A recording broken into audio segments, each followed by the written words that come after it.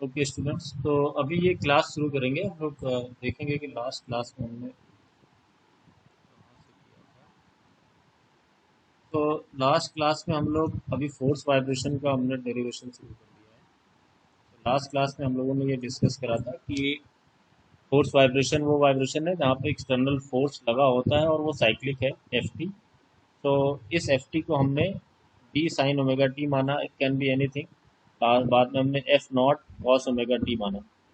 ठीक है, it will be, इस external force will be cyclic, this that's it. तो साइक्लिक है तो उसका एक क्या होगा, एक मैग्नीट्यूड होगा, है ना।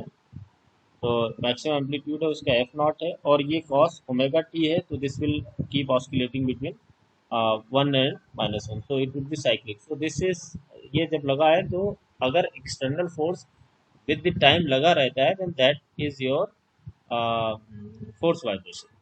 तो उसकी जो इक्वेशन है, गवर्निंग इक्वेशन, वो इस फॉर्म में आती है, M X double dot C X dot plus K X equal to F T. इसके सोल्यूशन के दो पार्ट है, C F plus P I, complementary function और पी आई। सी एफ वाला जो पार्ट है वो सोल्यूशन जो फ्री वाइब्रेशन के केस में आता है, यानी होमोजीनियस सोल्यूशन होता है। यानी कि जब this equation equal to zero है, जो हमने पहले किया हुआ है, उसका जो सोल्यूशन है that would come here, and that would be your transient response. और जो पी आई है, पी आई जो पार्ट है वो बिकॉज ऑफ दिस फोर्स आएगा, तो that would be steady state. Transient means वो रिस्पॉन्स या वो डिस्प्लेसमेंट या वो ऑस्किलेशन जो कुछ थोड़े टाइम के बाद खत्म हो जाएंगे, जैसे ये ऐसे ऐसे खत्म हो जाता है, तो that is transient. Steady state वाला part that will remain constant, वो रहेगा, वो खत्म नहीं होगा। तो that is your steady state part. तो इसमें बहुत आसान सी बात है कि जो भी एक्सटर्नल फोर्स आप लगाओगे, तो शुरुआत में थोड़ा सा ट्रांजिएंट उसमें रहेगा, जो कि फ्री वाइब्रेशन वाला है, उसके बाद धीरे धीरे वो खत्म हो जाएगा, और सिर्फ इस फोर्स की वजह से जो भी ऑस्किलेशन है वो मिलेंगे। इसका मतलब क्या है कि शुरुआत में जो आप फोर्स लगाओगे, इस फोर्स की एक फ्रीक्वेंसी है ओमेगा, ये एक्साइटेशन की, एक्साइटेशन फोर्स की फ्रीक्वेंसी है। तो इस फ्रीक्वेंसी से सिस्टम शुरुआत में तो ऑस्किलेट नहीं करेगा, क्योंकि उसमें फ्री वाइब्रेशन वाला भी पार्ट रहेगा। बट थोड़ी देर बाद जब ये फ्री वाइब्रेशन वाला पार्ट खत्म हो जाएगा, ट्रांजिएंट पार्ट खत्म हो जाएगा, तो ये पूरा सिस्टम इस फ्रीक्वेंसी से ऑस्किलेट करेगा। This is what we have discussed in last class. Then इसको, इस इक्वेशन को सॉल्व करने के तरीके हैं। एक तो मैथ वाले तरीके हैं जो हमने पहले डिस्कस किया हुआ है, और कल हम लोगों ने शुरू किया था एक और तरीका है। कुछ लोगों को शायद ये आसान लगे, तो जिसको जो समझ में आए वो उस मेथड से करे, कोई फर्क नहीं पड़ता है। तो फ्री वाइब्रेशन हमने जो है डिफरेंशियल इक्वेशन सॉल्व करने के जो तरीके हैं उससे किया है, और यहाँ पे हम लोग इसको फेस डायग्राम से सॉल्व करने की आज कोशिश कर रहे हैं। तो दोनों मेथड, फ्री वाइब्रेशन और फोर्स वाइब्रेशन, दोनों को सॉल्व करने के इस गवर्निंग इक्वेशन के दो मेथड है। एक तो है फेस डायग्राम, एक नॉर्मल आपका जो डिफरेंशियल इक्वेशन सॉल्व करने के मेथड होते हैं। तो दो मेथड फ्री वाइब्रेशन के, दो फोर्स के, टोटल चार मेथड हैं। मैंने क्या किया है कि पहले डिफरेंशियल इक्वेशन सॉल्व कराया आपको फ्री वाइब्रेशन से, और फोर्स वाइब्रेशन को फेज डायग्राम वाले मेथड से करा रहे हैं, जिससे कि आपका दोनों कवर हो जाए। अब जिसको जिसमें सुविधा हो उससे करे, दोनों सही है। ओके, तो अब इस फेज डायग्राम के लिए क्या है कि हम जब कोई वेक्टर हमें प्लॉट करना होता है, कोई वेक्टर प्लॉट करना होता है, तो शायद ये कल बनाया था मैंने कहीं, गायब हो गया। तो कोई वेक्टर अगर प्लॉट करना है तो उसका तरीका है कि अगर मेरा कोई वेक्टर है, सपोज ये है F T equal to F naught, ये है, मुझे ये प्लॉट करना है F T equal to F naught cos omega T. अब मुझे ये अगर प्लॉट करना है, ये वाला, ये वेक्टर, तो मैं क्या करूँगा, पहले तो आपका एक्सिस हो गया एक्स वाई, एफ नॉट जो है ये इसका मैग्नीट्यूड है, इस, और ये इस मैग्नीट्यूड का वेक्टर हमें इस एंगल पे, मान लो इसकी वैल्यू लिख लेते हैं, चलो इसको और आसान करते हैं। एफ इज इक्वल टू से 10 cos 30 डिग्री, हमें इसको प्लॉट करना है। तो इस वेक्टर को प्लॉट करने का तरीका है कि आप 10 है, मान लीजिए कि 10 न्यूटन, मान लीजिए 1 न्यूटन, स्केल मानना पड़ेगा ना आपको। मान लिया हमने 1 न्यूटन इक्वल टू 1 सेंटीमीटर, ये स्केल मान लिया। तो ये 10 न्यूटन हमें प्लॉट करना है, तो हमें यहाँ पे एक 10 सेंटीमीटर की लाइन खींचेंगे, और वो लाइन इस एक्स एक्सिस से 30 डिग्री पे होगी। यानी कि वो लाइन यहाँ से this is 30 degree and this is 10 centimetre. आप समझ रहे हैं, this is 10 centimetre and this is 30 degree. ठीक है, तो ये कोई वेक्टर प्लॉट करने का तरीका है। ठीक है, ग्राफ पेपर पे ये बात समझ में आई? Yes sir. ओके, तो अभी क्या है कि अब हमने इसके बाद हमने अपने सारे ये जो हमने जो सोल्यूशन है इसको हमने डिफरेंशिएट कर करके रख लिया, क्योंकि हमें इसकी ज़रूरत पड़ेगी। तो हमारा जो x है, x मतलब जो डिस्प्लेसमेंट है, that is function of t, this is t and this is equal to capital x is magnitude cos omega t minus phi। This is solution which I have assumed. अब इसको differentiate किया था तो ये velocity वाला term आ गया था, capital x omega. जब इसको डिफरेंशिएट करोगे ओमेगा ओमेगा टी को तो ओमेगा बाहर आ जाएगा, और यहाँ पे जब डिफरेंशिएट करोगे तो माइनस साइन आएगा, फिर ये माइनस को अंदर लोगे वापस ये कॉस में आ जाएगा। ये हमने कल डिस्कस किया था। तो यहाँ से मैं ये वेलोसिटी की टर्म मिल गई और एक्सीलरेशन की टर्म मिल गई। ये डिस्प्लेसमेंट है, ये वेलोसिटी, ये एक्सीलरेशन है। इन तीनों के बीच में अगर आप ध्यान से देखो तो इनका जो मैग्नीट्यूड है, डिस्प्लेसमेंट वाले में जो एम्पलीट्यूड कैपिटल एक्स, वेलोसिटी में एक ओमेगा से मल्टीप्लाई हो गया एक्स ओमेगा, और जो एक्सीलरेशन है वहाँ एक्स ओमेगा स्क्वायर, यहाँ स्क्वायर दब गया है but this is x omega square. तो ये तीनों का मैग्नीट्यूड वो है मैग्नीट्यूड। तो क्या फर्क है डिस्प्लेसमेंट और वेलोसिटी में? मैग्नीट्यूड में ओमेगा मल्टीप्लाई हो गया है, एक्सीलरेशन में ओमेगा स्क्वायर मल्टीप्लाई हो गया है। बात समझ में आ रही है? Yes sir. Okay good. और उसके बाद इनके जो एंगल का फर्क है वो डिस्प्लेसमेंट से वेलोसिटी जो है 90 डिग्री का फेज डिफरेंस है, और वेलोसिटी से एक्सीलरेशन में फिर 90 डिग्री का फर्क है। यहाँ देखो 90 plus omega T minus five है, यहाँ pi plus omega T minus five है। तो इसके और इसके बीच जो डिफरेंस है वो 90 डिग्री का है। ठीक है, तो इसका एक मतलब है, इसका मतलब क्या है कि जो वेलोसिटी है वो डिस्प्लेसमेंट से जो 90 डिग्री पीछे है, और जो एक्सीलरेशन है वो वेलोसिटी से 90 डिग्री पीछे है। जैसे पेंडुलम में अगर आपको याद हो तो जब मैक्सिमम वेलोसिटी मिलती है, मैक्सिमम वेलोसिटी कहाँ मिलती है? पेंडुलम सोचिए, पेंडुलम, तो पेंडुलम में मैक्सिमम वेलोसिटी कौन सी पोजीशन पे मिलती है? मैं बना देता हूँ पेंडुलम। जैसे ये पेंडुलम है, तो इसका एक पोजीशन ये है और ये है। ठीक है, तो यहाँ पे पोजीशन 1 2 3। अब मुझे बताइए मैक्सिमम वेलोसिटी कौन सी पोजीशन पे मिलेगी? 1 2 3 कौन सी में मिलेगी मैक्सिमम वेलोसिटी? 2 पे। 2 पे मिलेगी। तो और जो मैक्सिमम एक्सीलरेशन है वो कहाँ है? वो भी 2 पे ही होगा। नहीं नहीं नहीं नहीं। नहीं, मैक्सिमम एक्सीलरेशन 2 पे नहीं होगा, मैक्सिमम हाँ। एक्सीलरेशन 1 या 3 पे होगा। ठीक है, यस। तो यस जहां, सर। हाँ इससे देखिए, तो यहाँ जहां पे हमें मैक्सिमम वेलोसिटी मिल रही है वहां पे एक्सीलरेशन 0 है। ठीक है, एक्सीलरेशन इसके अपोजिट काम यस करता है सर। हमेशा। और जहां यस। यहाँ पे वेलोसिटी 0 है तो यहाँ पे एक्सीलरेशन मैक्सिमम है। तो दोनों के बीच जो डिफरेंस है वो 90 डिग्री फेज का है। यानी कि जहां पे भाई ये एक साइकिल कैसे पूरा होगा, जैसे यहाँ से शुरू करो, ये पहले कैसे जाएगा, कलर बदल दो। जैसे एक साइकिल अगर शुरू करें तो पहले ये यहाँ आएगा, फिर ये ऐसे यहाँ जाएगा, उसके बाद फिर से यहाँ आएगा ना, तो यही साइकिल तो होगा। क्या होगा, पहले ये यहाँ आएगा, फिर ये ऐसे जाएगा, फिर ये ऐसे आएगा, यही होगा ना। तो ये पहले क्या है कि 2 पोजीशन से 1 पे गया, 1 से 3, 3 से वापस 2 में आया। तो जब यहाँ से इसने शुरू किया तो इस टाइम पे इसका क्या, आप सिर्फ डिस्प्लेसमेंट देखिए, समझ में आ रहा है या नहीं? Yes sir. अच्छा, तो यहाँ पे क्या है, डिस्प्लेसमेंट 0 है, उसके बाद यहाँ पे डिस्प्लेसमेंट मैक्सिमम है। तो जब ये डिस्प्लेसमेंट मैक्सिमम है तो यही वैल्यू आपकी कैपिटल एक्स है, ये वाला जो इसका डिस्प्लेसमेंट मैक्सिमम है। यानी कि यहाँ पे पेंडुलम के केस में एक्स तो लिखते नहीं है, यहाँ पे थीटा होता है। यहाँ पे क्या होता है, थीटा। तो जैसे यहाँ थीटा 0 है और इस पॉइंट 1 पे जो थीटा वो थीटा मैक्सिमम है, कैपिटल थीटा, जस्ट जो कि नॉर्मल उसमें कैपिटल एक्स लिखते हैं तो उसमें कैपिटल थीटा। अब यहाँ से, या उसको एक्स ही मान लो आप फिलहाल, फिर यहाँ से ये डिस्प्लेसमेंट जो इसका फिर घटना शुरू हो जाएगा, फिर ये यहाँ पे आएगा, उसके बाद यहाँ पे डिस्प्लेसमेंट 0, फिर ये डिस्प्लेसमेंट बढ़ता जाएगा, फिर ये दूसरी साइड में मैक्सिमम होगा, तो इधर अगर प्लस है तो ये माइनस है, उसके बाद से ये फिर घटता हुआ यहाँ आता है। तो इसमें क्या है कि जो डिस्प्लेसमेंट है वो वेलोसिटी से 90 डिग्री फेज आगे है। यानी कि जब इसको फेज का मतलब ये हुआ कि जब इसको प्लॉट करोगे आप, तो यहाँ पे डिस्प्लेसमेंट 0 है, मैक्सिमम, फिर निगेटिव का, ऐसे ही साइकिल होता है ना। तो ये पॉइंट कौन सा है? ये पॉइंट है 2। ये वाला पॉइंट कौन सा है? 1। ये पॉइंट है 1। अब मुझे बताओ ये वाला कौन सा पॉइंट है? 2 2, वेरी गुड। और ये वाला 3, 3 और ये वाला वापस में 2। वेरी गुड, आपको समझ में आ रहा है, वेरी नाइस। ठीक है, तो अब आप इसको देखिए। तो अब इसमें क्या है कि जो डिस्प्लेसमेंट है, अच्छा, पॉइंट 1 पे वेलोसिटी कितनी है?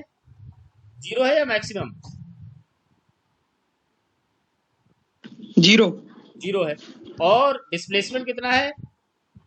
Maximum 0, maximum maximum. मैक्सिमम ठीक है, तो आपने क्या देखा कि दोनों के बीच जो फेज डिफरेंस है वो 90 है।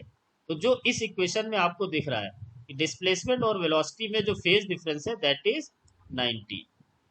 ठीक है, यस सर ओके। अब इसी प्रकार से देखिए, एक्सीलरेशन कहाँ पे मैक्सिमम है?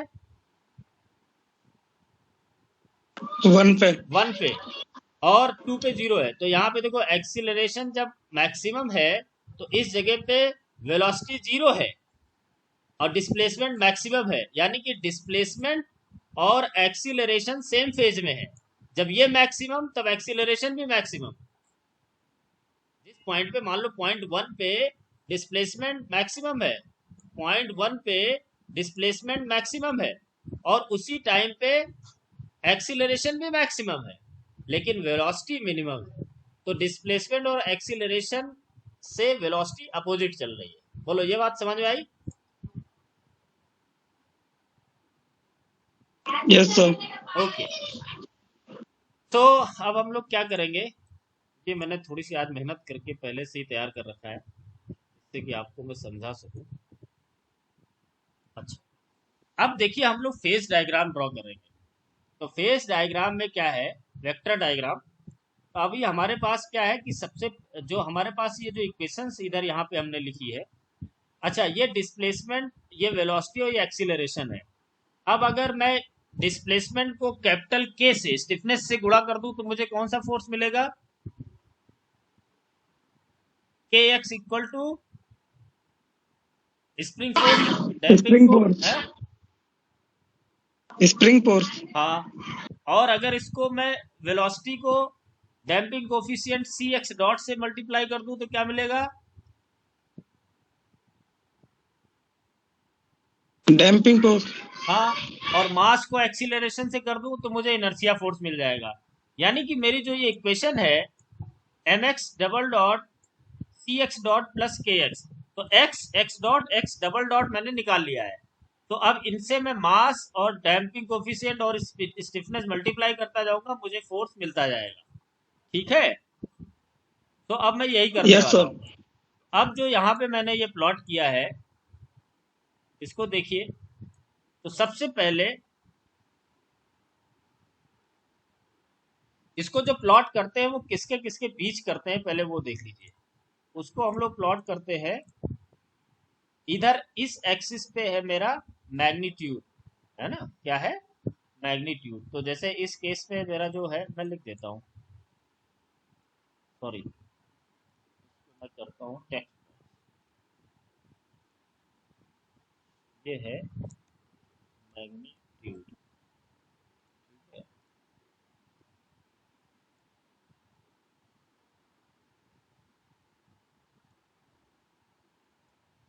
एक्स एक्सिस पे है मैग्नीट्यूड, ठीक है, और वाई एक्सिस पे फेज एंगल।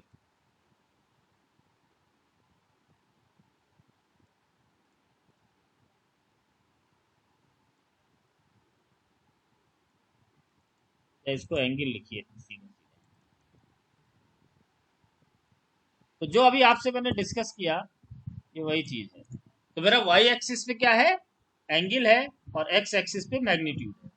अब मैं सबसे पहले जो मेरी इक्वेशन है एक्स टी वाली, डिस्प्लेसमेंट वाली, उस इक्वेशन, उस डिस्प्लेसमेंट को मैं प्लॉट करना चाह रहा हूँ। तो डिस्प्लेसमेंट की इक्वेशन है capital X cos omega T minus five. Five का इसमें सिंबल नहीं था तो मैंने इसलिए पी एच आई लिख दिया है। ठीक है, कोई इससे दिक्कत नहीं होनी चाहिए आपको। तो पहली जो इक्वेशन है डिस्प्लेसमेंट वाली, उसकी इक्वेशन है capital X cos omega T minus five. So capital X is magnitude and this is angle. तो मैग्नीट्यूड जो है वो है कैपिटल एक्स, एंगल कितना है ओमेगा टी माइनस फाइव। ठीक है, अब आप देखिए जो आपका एक्सटर्नल फोर्स है उसको मैंने माना है कि उसका F naught cos omega T है। तो ओमेगा टी एंगल है, एफ नॉट इसका मैग्नीट्यूड है। तो सबसे पहले मैंने ये प्लॉट किया एफ टी। तो एफ टी में इसका मैग्नीट्यूड एफ नॉट, ये इतनी जो इसकी लंबाई है, दिस इज एफ नॉट। जैसे स्केल लेके किया था, स्केलिंग करके मान लो 10 न्यूटन इक्वल टू 1 सेंटीमीटर, वैसा करके ये खींचना है मुझे इसकी लेंथ। और एंगल कितना है ओमेगा टी, बोलो ठीक है। एक्स एक्सिस से इसका angle anti clockwise omega T. So ये मैंने कैसे ड्रॉ किया, जैसे ये मुझे अगर दोबारा से ड्रॉ करना हो F naught cos omega T, तो ये मेरा ओमेगा टी एंगल पे, दिस इज ओमेगा टी।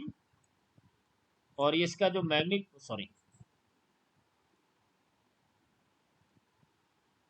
इसका जो मैग्नीट्यूड है, इसका जो मैग्नीट्यूड है वो एफ नॉट है। और इसका जो एंगल है वो एक्स एक्सिस से ओमेगा टी है। ये यहाँ पे ये रेड लाइन जो दिखा रहा है वो मैंने एफ टी पहले प्लॉट किया है। बोलो ये समझ में आया कि नहीं, एफ टी कैसे प्लॉट करेंगे। ये लाइन, ये बात आपको समझ में नहीं आएगी तो आगे कुछ भी समझ में नहीं आएगा। नहीं समझ में आ रहा है तो पूछिए। सर एफटी तो वो तो समझ में आ गया सर, आप जो बता रहे हो। पर ये सर, ये एक्स एक्सिस पे एंगल का क्या मतलब है सर? एंगल के लिए कोई लाइन तो होती नहीं है ना? नहीं, एंगल के लिए लाइन नहीं होती तो एंगल के लिए वैल्यू तो होता है ना। सर एंगल, एंगल का मतलब ये है, ये आपको आप पे मैंने तो डिस्टेंस होनी चाहिए ना सर, मतलब जो आपकी, 10 सेंटीमीटर हाँ वगैरह यू का आर भी। Right, perfectly right. मैं ये इस पे डिबेट नहीं कर रहा हूँ, ये आपको मैंने समझाने के लिए डाल दिया है कि यहाँ से अगर आपको सुनो मेरी बात, जैसे आपने पॉलीगॉन ऑफ फोर्सेस का किया था मैकेनिक्स में। हेलो। Yes sir. तो उसमें क्या यस। करते थे, ऐसे ही तो करते थे, वेक्टर प्लॉट करने के लिए फोर्स है और यहाँ से एंगल लेते थे। अब वो आपकी बात सही है कि एंगल को हम ऐसे ही दिखाएंगे, लेंथ में तो दिखा नहीं सकते, वो बात आपकी बिल्कुल जायज है। लेकिन जस्ट आपको एक्सप्लेन करने के लिए कि ये किन दो चीजों के बीच प्लॉट कर रहा हूं मैं, तो यस यस समझ गया, समझ गया। इसलिए दिखाया है। अगर आपको इससे दिक्कत है तो इसको हटा देते हैं। सर ना सर, कोई प्रॉब्लम नहीं सर, समझ में आ गया। वो केवल आपको समझाने के लिए है। The point which you are raising that is correct. ये जस्ट आपको एक्सप्लेन करने के लिए किया था, तो मैं इसको हटा देता हूँ। इसको आप हटा दीजिए, ठीक है, कंफ्यूज नहीं होना है, नो इश्यूज। तो बस अब ठीक है। तो ओके। हाँ गुड। तो अभी आपको एफ टी समझ में आया। Yes sir. Okay good. तो अब अगर एफ टी समझ में आया तो अब मैं इस पे डिस्प्लेसमेंट प्लॉट करना चाहता हूँ। X T equal to capital X cos omega T minus five. तो कैपिटल एक्स तो ग्रीन वाला लाइन है, कैपिटल एक्स तो इसका मैग्नीट्यूड हो जाएगा। अब एंगल क्या होगा ओमेगा टी माइनस फाइव। तो ये वाला जो एंगल है, ये वाला, इस एंगल को ओमेगा टी माइनस फाइव होना है। और ये एंगल ओमेगा टी है, तो ये वाला एंगल कितना हो जाएगा फाइव। सही। तो ये वाला एंगल मेरा हो जाएगा ओमेगा टी माइनस फाइव। बोलो ठीक है, समझ में आ रहा है।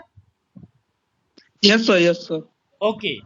तो अब मेरा अगर डिस्प्लेसमेंट पता है तो इसको मैं के से मल्टीप्लाई कर दूं स्टिफनेस से, तो मुझे यहाँ पे स्प्रिंग फोर्स मिल जाएगा F S equal to K x cos omega T minus five. Yes sir. ठीक है। तो एक्चुअली क्या होगा कि जो एक्स जब प्लॉट किया है तो जब के से मल्टीप्लाई करेंगे तो क्या बढ़ेगा, केवल मैग्नीट्यूड बढ़ेगा, एंगल चेंज नहीं होगा। तो एक्चुअली जो ये लाइन है, ये लाइन कुछ और बढ़ जाएगी। तो इसको भी हम चाहें तो अभी यहाँ पे ड्रॉ कर सकते हैं।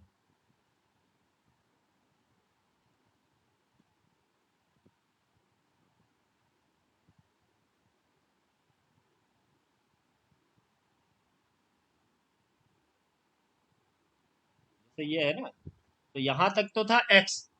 अब मैंने इसको k से जब मल्टीप्लाई करूंगा तो मैग्नीट्यूड बढ़ जाएगा kx, तो इसका मैग्नीट्यूड मैं ऐसे बढ़ा सकता हूँ ऐसे।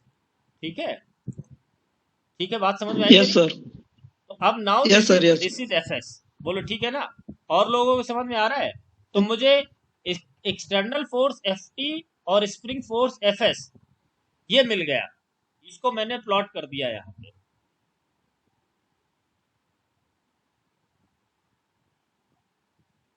Yes sir. बाकी लोग बोलो। दीप यादव हमेशा बाहर ही रहता है। हाँ सौरभ बताओ, समझ में आया?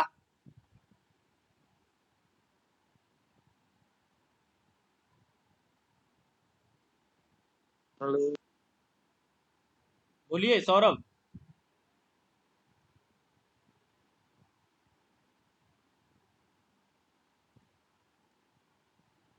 आकाश।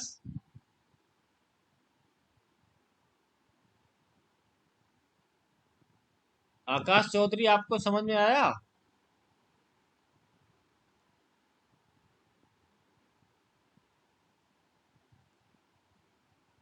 ये ये केवल एक ही लोगों को लगा दिया जाता है कि समझो, बाकी लोग नहीं बोलते हैं क्या? आवाज आ रही है मेरी? Yes sir. अरे गिरिराज को तो समझ में आ रहा है, बाकी लोग तो कुछ बोले? हाँ ना?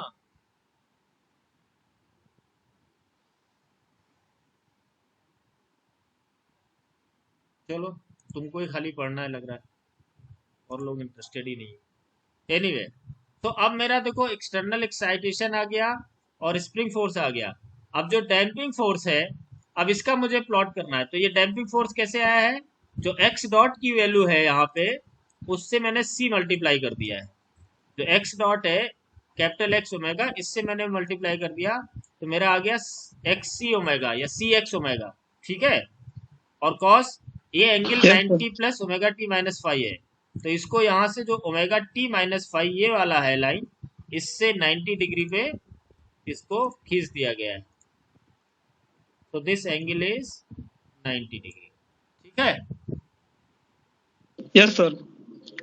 अब दूसरा जो है मेरा, वो इनर्सिया फोर्स है एफ आई, तो उसका है एम से मल्टीप्लाई हो जाएगा, एम एक्स ओमेगा स्क्वायर। तो this is M X omega square, this is magnitude, this is magnitude. और जो एंगल है वो इससे 90 डिग्री पे है, तो इसको हम इससे 90 डिग्री पे भी खींच सकते हैं, जैसे दिस इज 90 डिग्री, या इसके पैरेलल खींच सकते हैं, राइट? तो इस यस प्रकार सर। से जैसे पहले करते थे पॉलीगॉन लॉ ऑफ फोर्सेस में, उसी प्रकार से मेरा ये सारे फोर्सेस और उनके एंगल मैंने प्लॉट कर लिए। तो ये आसान है, इतना टफ भी नहीं है।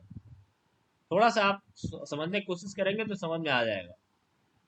ठीक है, तो मेरे, यस सर, समझ में आया। इतना हाँ, सही है सर, हाँ, इतना सही है, इससे आगे कुछ नहीं है इसमें मतलब। और है अभी, अभी तो केवल इतना बस समझा, एक स्टेप है, दूसरा स्टेप अभी और आगे। Yes sir. हम ये कर क्यों रहे हैं? I want to find out solution, मुझे सोल्यूशन निकालना है। तो जब तक सोल्यूशन नहीं आया तब तक कहाँ कंप्लीट हुआ? भाई दो मेथड है ना, एक तो मैथ से करके आपने सोल्यूशन निकाला था, है ना? Yes sir. ओके, तो अभी हम सोल्यूशन निकालना, तो ये पहला स्टेप है। तो इसमें हमने कुछ नहीं किया, हमने जो फोर्स है या जितने वेक्टर्स है उनका मैग्नीट्यूड और एंगल के हिसाब से सारा इसमें दर्शा दिया है इस डायग्राम में। तो इधर ये मैग्नीट्यूड है, ये एंगल है, मैग्नीट्यूड है, एंगल है। अब नेक्स्ट स्टेप में इनका मैं रिजल्टेंट निकालने वाला हूँ। क्यों? क्योंकि मेरी जो इक्वेशन है, उस इक्वेशन को देखिए आप, इसमें क्या है इस इक्वेशन में कि जो इनर्शिया फोर्स है, डैम्पिंग फोर्स है और स्प्रिंग फोर्स है, इनका resultant equal to this force, external force. ठीक है, अब मैं इनको प्लॉट तो कर दिया है, अब इनका मैं रिजल्टेंट निकालूंगा। तो मैं क्या करूंगा, ये लाइन खींचूंगा, उसके बाद ये डैम्पिंग फोर्स हो जाएगा, फिर मेरा जो वो सॉरी स्प्रिंग फोर्स, फिर डैम्पिंग फोर्स, फिर इनर्शिया फोर्स, और इन सब का जो रिजल्टेंट है वो एफ टी आ जाएगा। तो ये देखिए, ये यहाँ पे किया हुआ है। ठीक है, तो इसमें क्या किया है कि ये वाली जो ग्रीन लाइन है, ये है हमारी स्प्रिंग फोर्स। यहाँ पे देखिए ग्रीन लाइन थी ना, के x cos omega T minus five, तो दिस इज के x cos omega T minus five. बोलो ठीक है। ये कैसे किया है? Yes sir. इस लाइन को शिफ्ट कर दिया, इस लाइन को, इस वेक्टर का जो हेड है, उस हेड को इसके हेड से जोड़ दिया। ठीक है, इसका हेड है, यस सर। हेड समझ रहे हो? तो मैं बताता हूँ। यस। इस वेक्टर का ये हेड है और इसका जो है ये हेड। अभी मैंने क्या किया है कि इसका जो हेड है ये, और जो आपका ग्रीन वाले का हेड, वो दोनों मैच मिला दिया। ऐसा करते हैं मैकेनिक्स, वो मैथ में पढ़ा है आपने। तो ये मेरा एक्सटर्नल फोर्स है, ये स्प्रिंग फोर्स है, ये डैम्पिंग फोर्स है ना, ये डैम्पिंग फोर्स है और ये इनर्शिया फोर्स है। ठीक है, तो जो अब इनर्शिया फोर्स का जो मैग्नीट्यूड है वो कितना है जरा बताओ।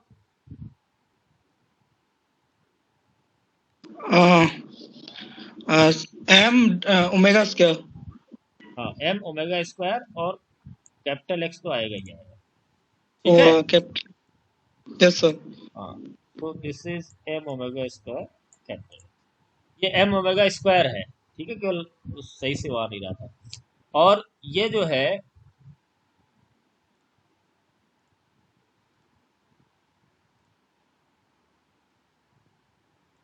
हाँ, तो जरा देखिए, पहले तो ये है कि इसको कैसे किया हमने।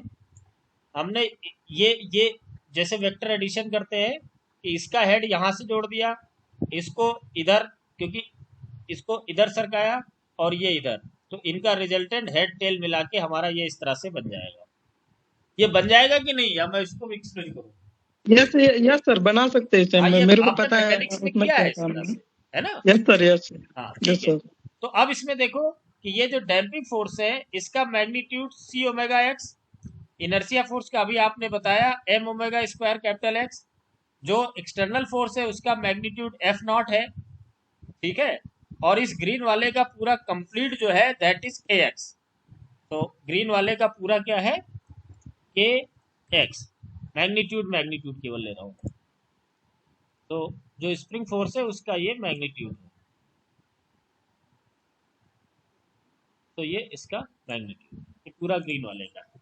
अब क्या किया है, आपको समझ में आ रहा होगा, आप गेस कर ले रहे होंगे कि ये जो है डैम्पिंग फोर्स, इसका यहाँ ओरिजिन से इधर प्लॉट किया। Actually I want to know the F naught और इनका आपस में रिलेशन। तो ये एंगल तो 90 है, दिस एंगल इज, ये वाला 90 है ना, ये वाला 90, क्योंकि यहाँ से परपेंडिकुलर यहाँ पे ड्रॉ किया। सो ये और ये पैरेलल है, होंगे या नहीं? Yes sir. ये इसलिए होंगे क्योंकि यहाँ पे देखो, ये इससे 90 पे है और इससे ये 90 पे है। जब वो आप चेक करोगे ध्यान से तो आपको समझ में आ जाएगा। तो दिस इज के एक्स, ये जो लेंथ है this is M omega square X. तो हमारा ये जो लेंथ बचेगी this is K minus M omega square X. बोलो ठीक है या नहीं? Yes sir. जैसे कुछ लोगों को अगर समझ में नहीं आ रहा तो इनके नाम दे देता हूँ मैं, ओ, ए,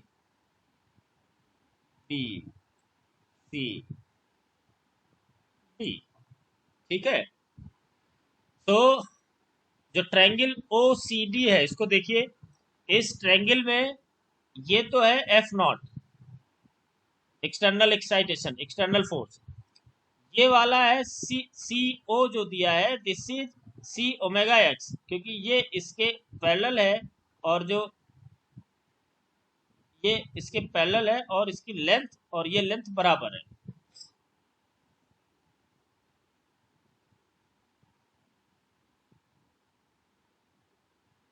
नहीं समझ में आया? Yes sir. अगर कुछ लोग बोल नहीं रहे तो इसको ऐसे देखो, ये वाली लाइन और ये वाली लाइन पैरेलल है। क्यों पैरेलल है? Yes sir. Yes sir. हाँ, क्योंकि ये इनर्शिया फोर्स है और ये स्प्रिंग फोर्स है, दोनों का फेज डिफरेंस देखिए 180 डिग्री है, ये ग्रीन के बिल्कुल अपोजिट 180 डिग्री पे है हमारा इनर्शिया फोर्स। तो green and yellow are parallel, और ये दोनों पैरेलल है, ये और ये पैरेलल है। तो ये जो ओसी है that would be equal to A B. Yes ठीक है, सर। तो ट्रायंगल ओ सी डी में मुझे ओ सी की वैल्यू मिल गई C omega X, O D की वैल्यू एक्सटर्नल फोर्स का मैग्नीट्यूड एफ नॉट, और जो सी डी है क्योंकि A O equal to B C है और B D equal to K X है, तो C D will be equal to K minus M omega square X. बोलो ये बात समझ में आई या नहीं? Yes sir. और लोग भी बोलो भाई। एक्स में से एम ओमेगा स्क्वायर एक्स घटा देंगे सर तो यही आएगा सर। है ना, बिल्कुल ठीक है। Yes sir. ठीक है, तो इट्स गुड कि आपको समझ में आया। अब वापस हम लोग अपने डेरिवेशन पे चलते हैं।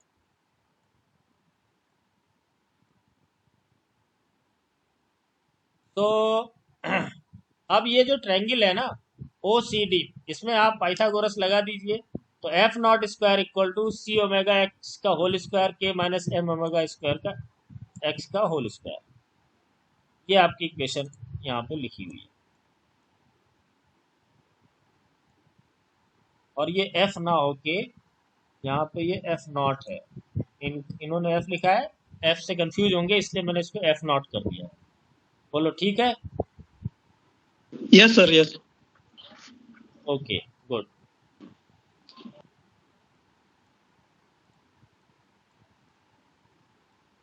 तो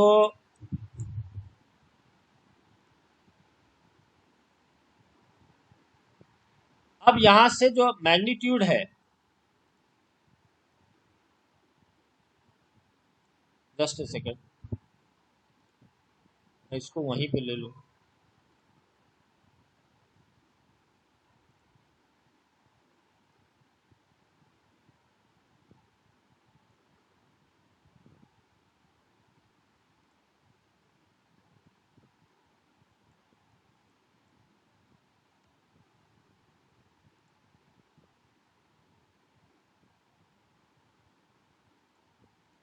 हाँ, तो अभी क्या है कि ये जो इक्वेशन हमारी आई के माइनस एम ओमेगा स्क्वायर का और एक्स इंटू एक्स का whole square plus C omega X का होल स्क्वायर इक्वल टू, ये एफ नॉट है, एफ लिखा है लेकिन इसको हम लोग एफ नॉट बोलेंगे।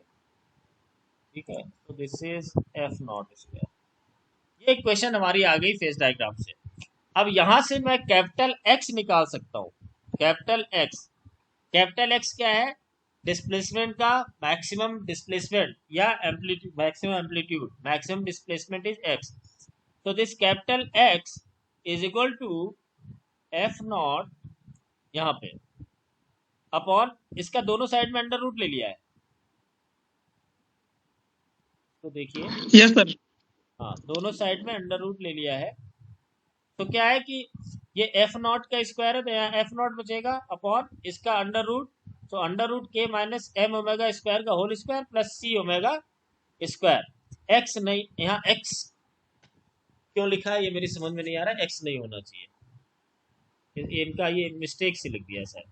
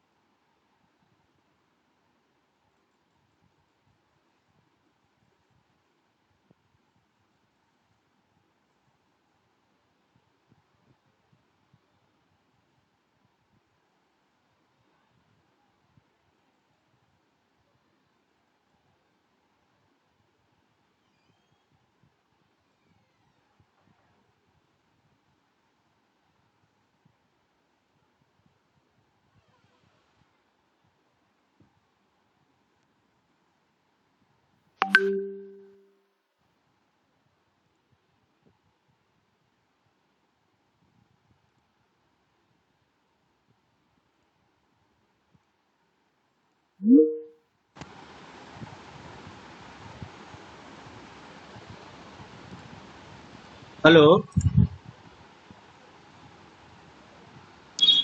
Yes sir.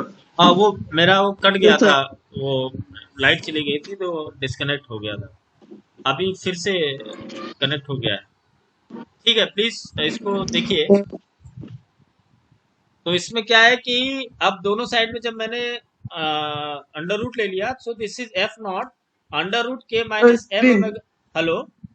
Sir screen show नहीं हो रही सर। ओके, एक मिनट में दिखा रहा हूँ।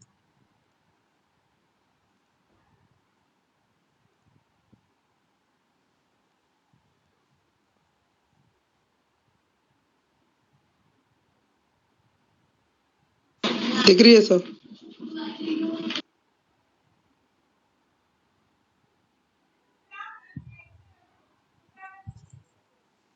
हाँ, अब दिख रहा है।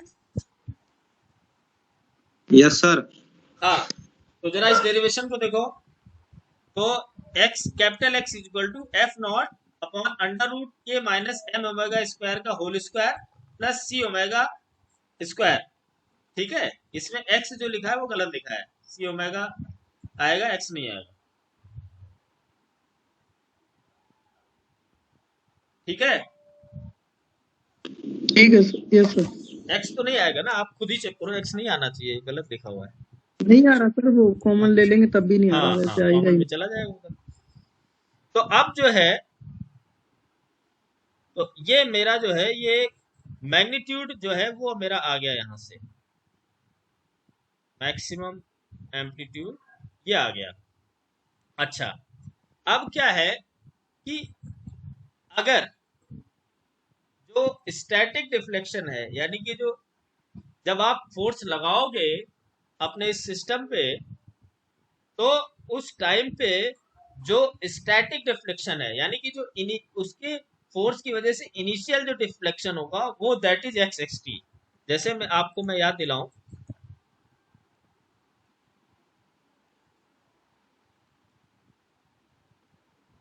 जैसे जब यहाँ पे फोर्स लगाओगे ना, तो इस फोर्स की वजह से ये ऑस्किलेट कर रहा है, और इसका इनिशियल जो डिफ्लेक्शन, जैसे वेट लटकाते थे स्प्रिंग पे, तो उसका एक इनिशियल डिस्प्लेसमेंट होता जाता है, यानी कि अभी तो मान लो ये इक्विलिब्रियम पे है, लेकिन जो इनिशियल फोर्स आप लगाओगे उसकी वजह से थोड़ा शिफ्ट हो जाता था ना, तो that is your x S T.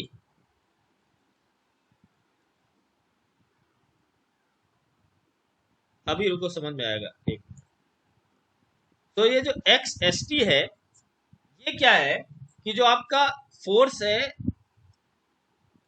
उसका जो एम्पलीट्यूड है F naught upon K, this is defined as static deflection, X S T, static deflection. ठीक है। Yes sir. और लोग, यस सर। इसमें क्या किया है, कुछ नहीं है, आप इसको ऐसे समझ लो कि हमारा ये सोल्यूशन आया capital X is equal to F naught upon this term. तो एफ नॉट जो है, जो एक्सटर्नल फोर्स का एम्पलीट्यूड है, उसको मैंने एक दूसरी टर्म में लिख दिया एक्स एस टी इंटू के वाली टर्म में, यानी F naught equal to capital K into S T. K है स्टिफनेस है सिस्टम की, और X S T static deflection है। तो इससे फायदा क्या है, इससे फायदा ये हुआ कि मेरा जो एक्सटर्नल फोर्स पे जो डिपेंडेंसी थी एम्पलीट्यूड, वो गायब हो गया। यानी कि अब मेरी इक्वेशन जो हो गई वो इस प्रकार से हो गई, capital X equal to x S T. अब इसमें क्या है, एक्सटर्नल फोर्स का एफ नॉट गायब हो गया। तो इस स्टेप में और इस स्टेप में क्या चेंज किया है कि जो एक्सटर्नल फोर्स का एम्पलीट्यूड एफ नॉट है उसको लिख दिया है एफ नॉट इक्वल टू के एस, के इंटू एक्स एस टी, और फिर के को नीचे डिवाइड कर दिया है। हो जाएगा। यस सर, हो जाएगा। हाँ, तो के से जब इसको डिवाइड करोगे तो यहाँ पे क्या हो जाएगा, के से डिवाइड करोगे तो अंडर रूट के अंदर जब ये आएगा यहाँ पे, और यहाँ स्क्वायर है तो इधर आएगा, तो ये अंडर रूट और स्क्वायर हटके तो ये के अपॉन के, ये हो जाएगा 1। तो अब सोचो जरा, करना शुरू करिए। के को यहाँ पे लाइए अंडर रूट के अंदर, तो अंडर रूट के, और ये स्क्वायर है तो यहाँ पे ये हट नहीं जाएगा, के से डिवाइड कर दीजिए इसको, तो दिस विल बी 1 माइनस ये यहाँ पे किया भी है इसने, हाँ गुड, ये किया हुआ है, ये देखो K minus M omega square upon K, तो इसकी वैल्यू क्या हो जाएगी, के कट गया तो ये हो गया 1, 1 माइनस ये टर्म क्या हो जाएगी, M omega square upon K, तो यहाँ पे क्या आ रहा है, एम को नीचे ले आइए तो के अपॉन एम आ जाएगा, और K upon M is what,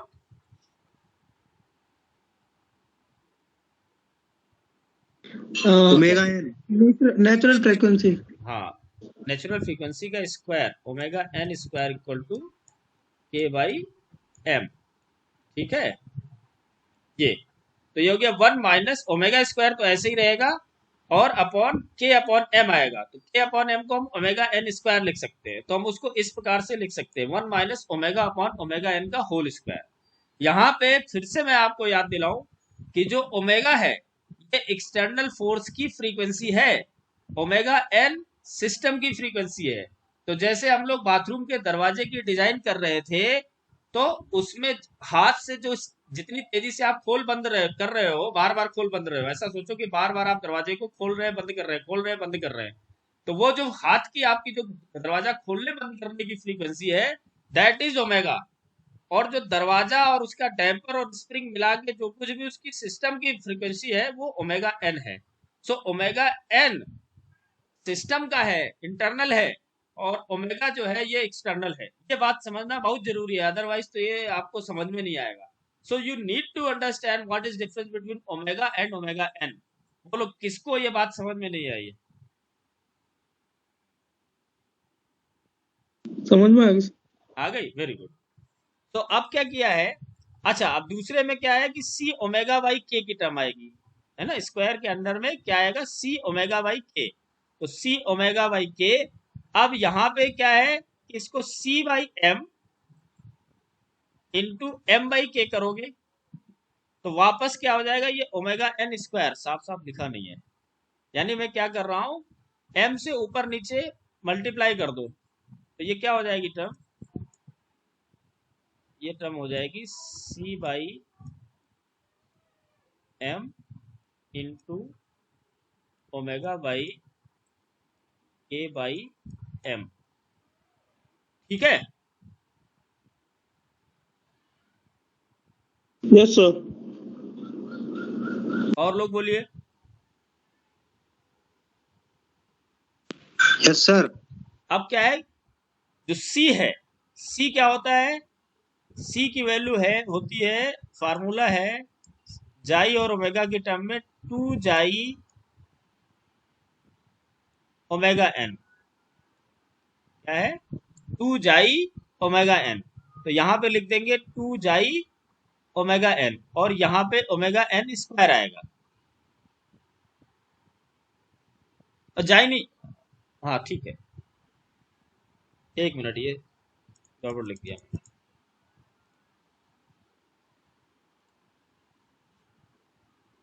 ये सी बाई एम है, अब इसको ऐसे लिखिए, तो ये इस टर्म को यहाँ लिख रहे हैं, this will be c by m omega by omega N square, ठीक है। अब आप जानते हो कि xi equal to c by c c, और सी सी की वैल्यू होती है 2 जाई ओमेगा एन, सी अपॉन, ये देखो ये पहले किया भी है शायद, इसमें नहीं है, यहाँ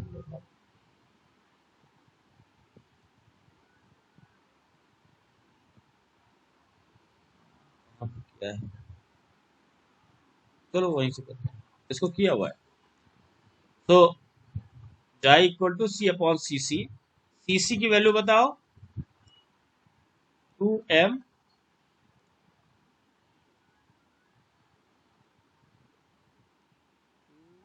एम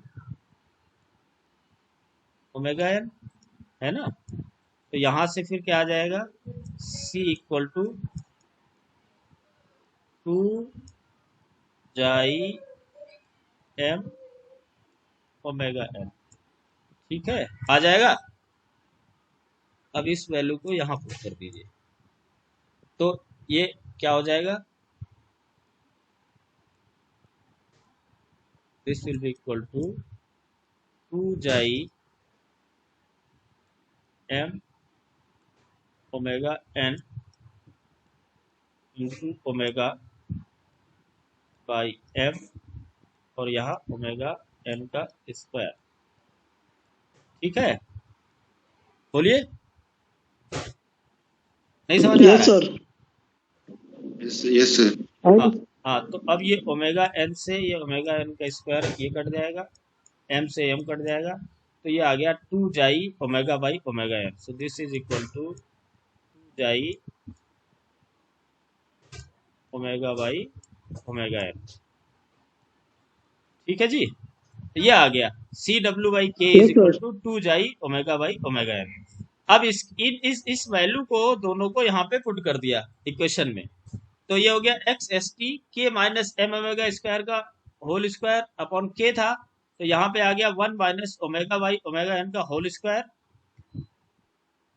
इसका 1 minus omega by omega N का स्क्वायर, फिर टोटल का स्क्वायर, क्योंकि टोटल का स्क्वायर यहाँ लगा हुआ है, सो टोटल का square plus 2 xi omega by omega N का स्क्वायर। ठीक है, यस सर। बाकी लोग बताओ समझ में आया कि नहीं? Yes sir. Okay good. फिर दूसरा क्या है कि ये तो हमारा आ गया जो है श्रीधर वो लगाया, पाइथागोरस लगाया था इस डायग्राम में, इस डायग्राम में पाइथागोरस लगाया था, तो ये आ गया था। अब जरा आप देखिए कि मुझे ये बताओ ये वाला एंगल कितना था?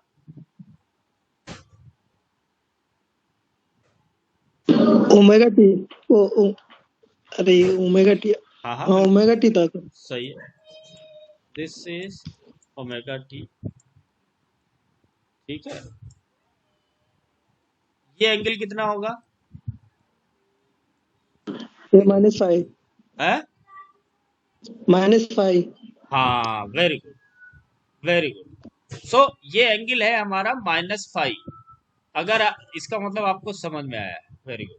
क्योंकि ये देखो ये जो ग्रीन वाला है, ये जो ग्रीन वाला है और रेड वाला है, इनके बीच का जो एंगल है ये फाई है, ग्रीन और रेड, यानी कि जो डैम्पिंग फोर्स है और एक्सटर्नल फोर्स है उसके बीच का जो एंगल है वो फाई है। ठीक है, तो जब हमने इसको इधर शिफ्ट किया तो ये जो एंगल है ये इधर प्लस में फाई था, तो ये -5 आ जाएगा।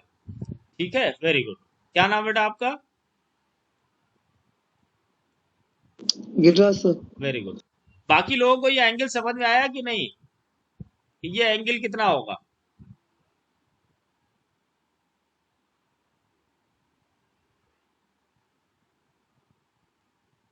बोलिए, और लोग बोलेंगे नहीं। एनीवे, तो अब इस ट्रायंगल ओ सी डी में आप tan फाई ले लीजिए, तो tan phi equal to this upon ये, तो वही किया है यहाँ पे। तो ये क्या किया है, this tan phi equal to आपका ये वाली जो टर्म है, ये क्या है, सी डब्ल्यू वाली टर्म है ना ये, तो दिस y अपॉन एक्स, ये वाली टर्म अपॉन ये, भाई यहां से देखो मैं लिख देता हूं, tan phi equal to c डब्ल्यू, एक्स कैंसिल हो जाएगा, a minus M omega square, ये आ जाएगा। तो यहाँ से जो फाई है, यस सर। वो फाई जो है वो tan इनवर्स ये वाली टर्म है आपकी सी डब्ल्यू, और ये है के माइनस एम ओमेगा स्क्वायर। यहाँ से कंपेयर करो, यहाँ से, तो आपको ये मिल जाएगा। Yes sir. Yes sir. हाँ, सो ये देखो यहाँ लिखा हुआ आगे, है ना? तो ये जो है ये आपको tan की वैल्यू मिल गई। अब x अपॉन एक्स टी निकाल रहा है, एक्स एस टी को इधर ले आए, तो x upon x S t equal to x S t यहाँ चला जाएगा तो ये 1 हो जाएगा, और under root 1 minus omega by omega N का स्क्वायर का whole square plus 2 xi omega by omega N का स्क्वायर। तो इसको वो बोलता है, नाम दिया है क्या, magnification factor.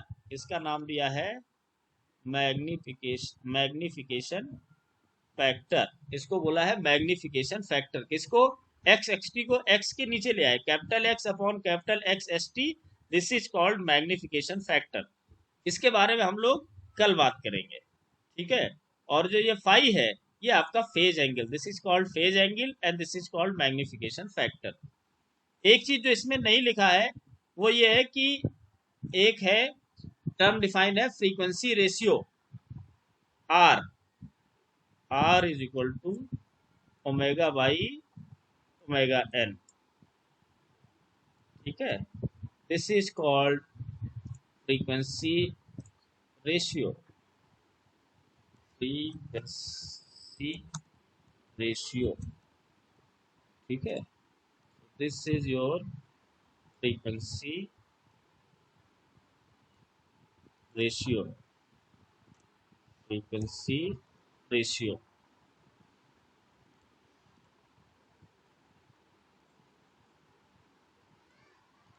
Frequency ratio r is equal to omega by omega n. तो जो मैं बार बार आपको ओमेगा बाई ओमेगा एन कह रहा हूं उसका मतलब है एक्सटर्नल फोर्स की फ्रीक्वेंसी अपॉन ओमेगा एन, ठीक है। सो अब देखो मुझे ये मिल गया, क्या मिल गया? दिस इज मैग्निफिकेशन फैक्टर, और ये जो है this is phase angle,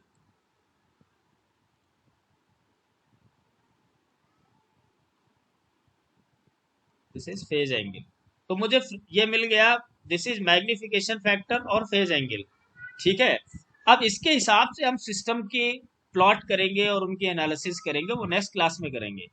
but इसमें इंपॉर्टेंट क्या है कि इस डेरिवेशन से मुझे जब एक्सटर्नल फोर्स लगा है तो मुझे मैग्निफिकेशन फैक्टर मिल गया और फेज एंगल मिल गया। तो इस डेरिवेशन को एक बार अभी क्लास के बाद घर पे आप जरूर रिवाइज कर लेना, मैं इसको पूरा पीडीएफ बना के अभी शेयर कर दूंगा।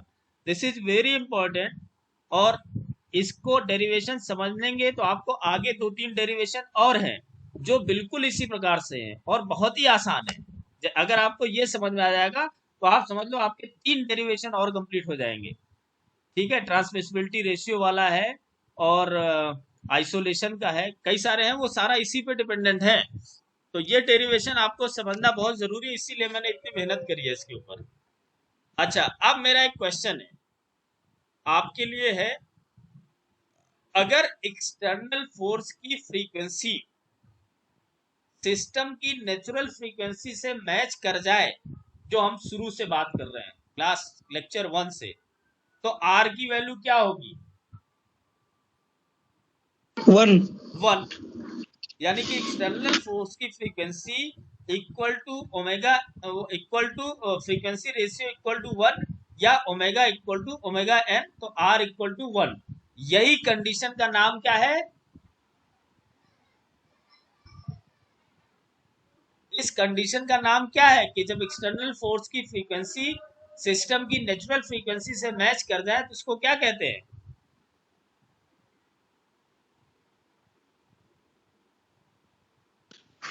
Frequency ratio. Frequency ratio is omega by omega n, लेकिन अगर फ्रीक्वेंसी रेशियो की वैल्यू 1 हो जाए तो omega equal to omega n, यानी कि एक्सटर्नल फोर्स की फ्रीक्वेंसी सिस्टम की नेचुरल फ्रीक्वेंसी के बराबर हो जाए तो उसको क्या कहेंगे?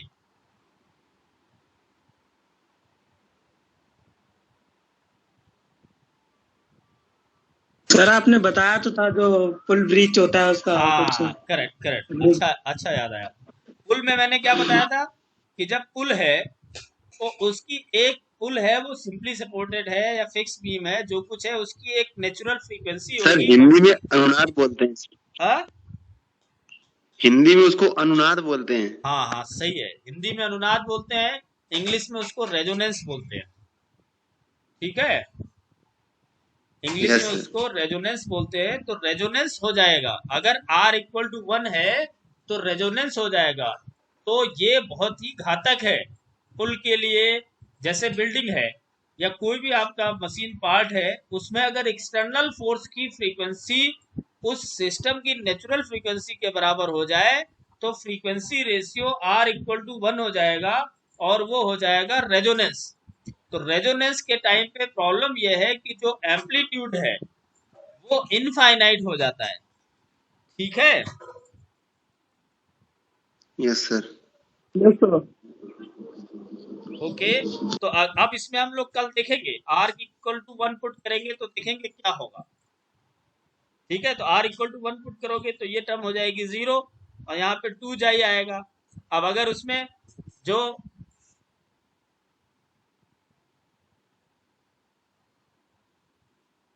सर साउंड है, आवाज आ रही है? साउंड हाँ अब आगे सर। हाँ, तो ठीक है, इसको फिर हम लोग कल करेंगे। ठीक है, इसमें आगे कुछ कर्व वगैरह ओके प्लॉट होंगे, वो हम लोग कल करेंगे ठीक से।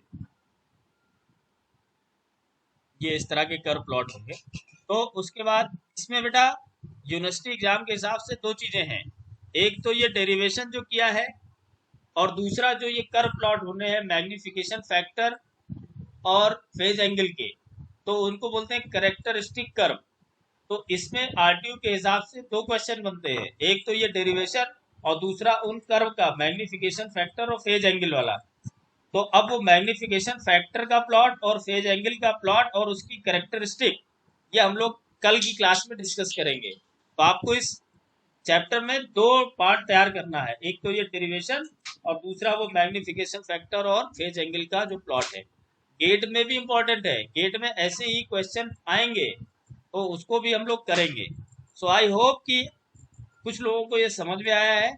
जिनको नहीं आया है, इसका आज मैं पूरा अभी पीडीएफ बना के आपके ग्रुप में शेयर करूंगा, तो इसको दोबारा से देख लेना। ये डेरिवेशन इंपॉर्टेंट है, ये डेरिवेशन अगर कर लोगे तो आगे के 2-3 डेरिवेशन और हो जाएंगे, तो सब्जेक्ट में पास हो जाओगे। ठीक है, so with that I will finish for today. If you have any question then please ask, otherwise we will finish.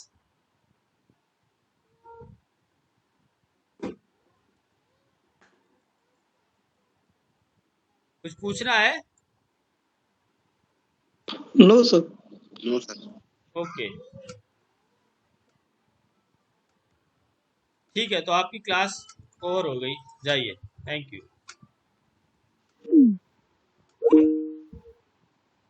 Hello, हाँ गुड मॉर्निंग। अच्छा, आ गए आप? हाँ, तो अब ऐसा करो, सीढ़ियों से ना वो चले आओ चौथे फ्लोर पे। वहां पे मेरा फ्लैट का नंबर है D4। चौथे फ्लोर पे, लिफ्ट से मत आना, लिफ्ट खराब है। तो सीढ़ियों से आना चौथे फ्लोर पे, फिर वहीं पे मेरा फ्लैट नंबर है D4, वहीं पे साइन कर दो। इस स्टूडेंट को साइन करा। हाँ,